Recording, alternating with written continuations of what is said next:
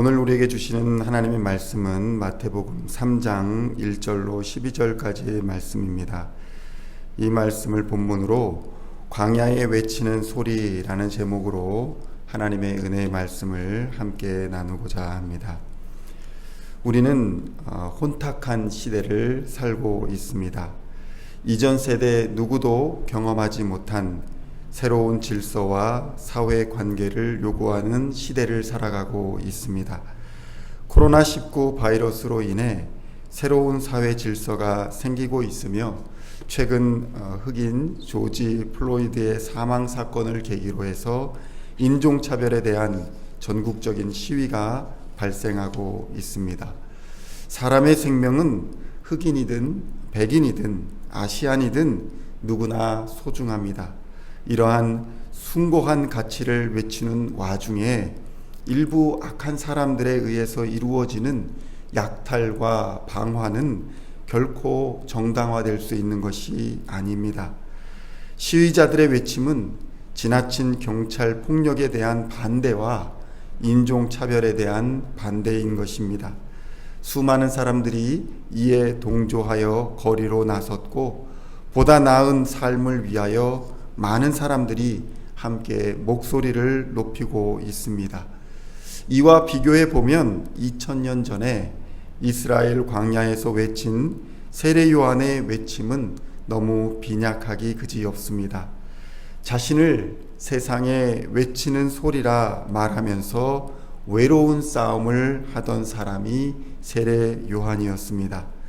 세상은 요즘처럼 그의 목소리에 귀를 기울여주지 않았습니다.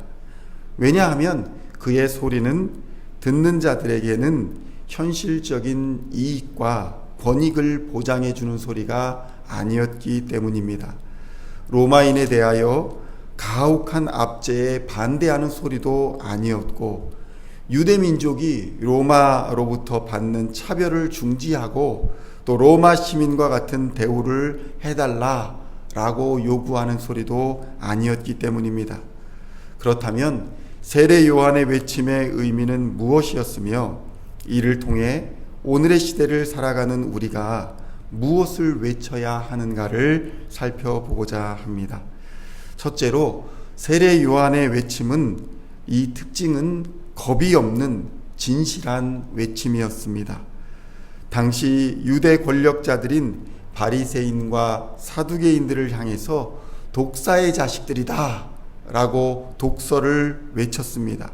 그리고 당시 부자들을 향해서는 필요 이상의 소유를 하지 말고 가난한 자들과 나누라고 선포했습니다. 또 당시 세금을 거두어 가던 세리들에게는 정한 법대로 거두어 가라 라고 외쳤습니다.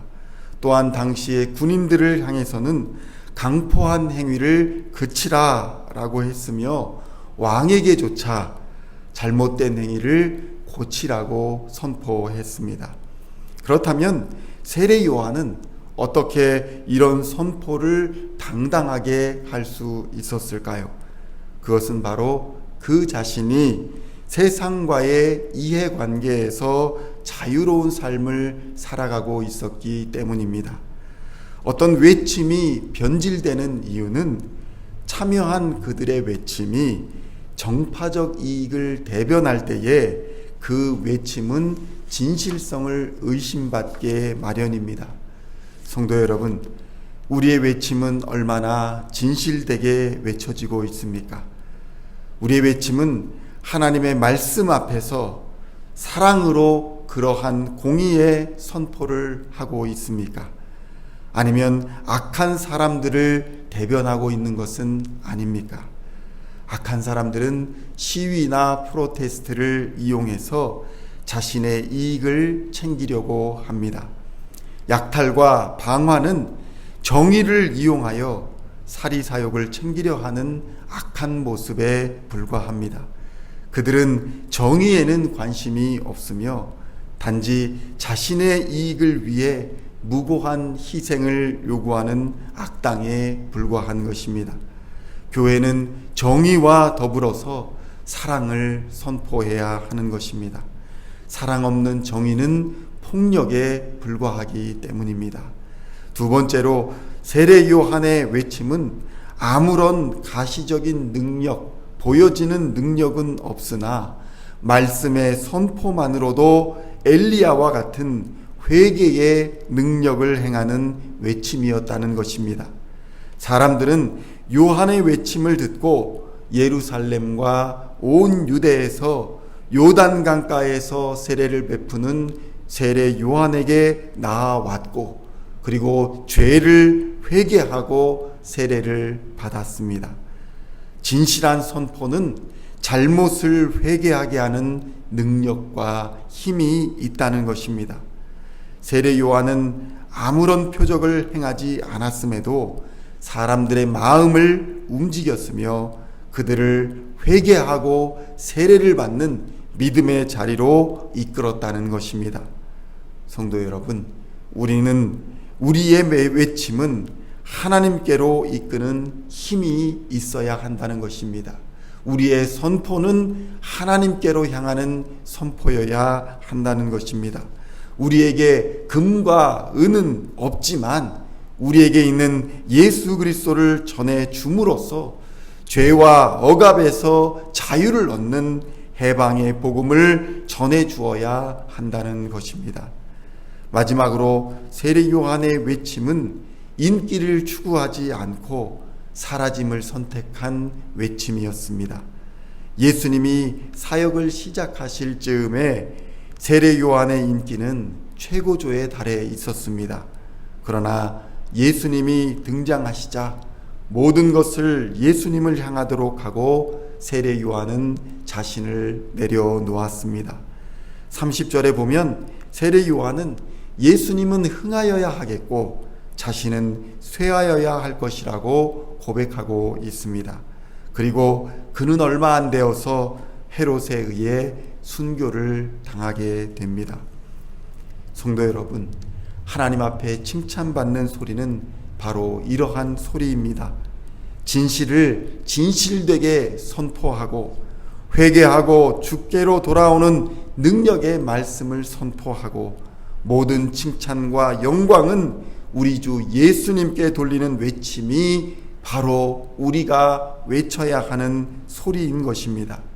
이제 이 어려운 시기에 나라와 위정자들과 그리고 정의를 외치는 자들과 또 시민을 보호하기 위해 파병된 자들을 위해 우리는 기도해야 합니다. 인종차별과 과잉폭력이 하나님의 사랑과 능력의 말씀으로 인해 우리 사회에서 사라지게 해달라고 함께 기도해 주시기를 우리 주 예수님의 이름으로 간절히 부탁드립니다. 기도하겠습니다. 하나님, 분노와 대립 그리고 질병의 위협에 노출된 많은 생명들을 이 시간 불쌍히 여겨주시기를 기도합니다. 하나님의 사랑과 은혜로 이 미국을 지켜주시고 보호하여 주시어서 복음을 전하는 사명을 잘 감당하는 나라가 되게 하옵시고 서로를 향한 분노와 저주를 멈추고 사랑과 정의의 시대로 나아가는 나라가 되게 하여 주시옵소서. 예수님의 이름으로 기도하옵나이다. 아멘.